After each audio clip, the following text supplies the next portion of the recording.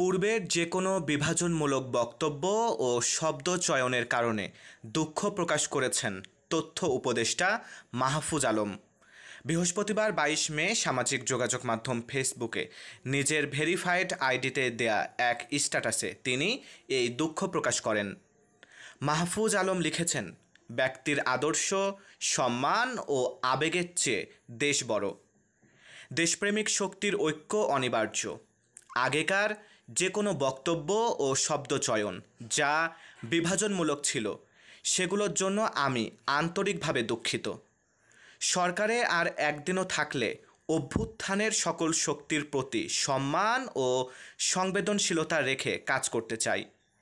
পুরাতন বন্দোবস্তের বিভেদকামী স্লোগান ও তকমাবাজি যা বৃহত্তর জনগোষ্ঠীকে হত্যাযোগ্য করে তোলে সেগুলো পরিহার করলেই আশা করি ভবিষ্যৎ রাষ্ট্র গণতান্ত্রিক ও অন্তর্ভুক্তিমূলক হবে।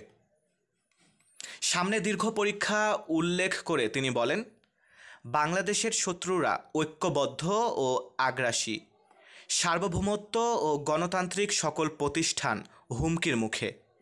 দেশপ্রেমিক জনগণ যারা জুলাই অভ্যুত্থানে ঐক্যবদ্ধ ছিলেন তাদের সামনে দীর্ঘ পরীক্ষা।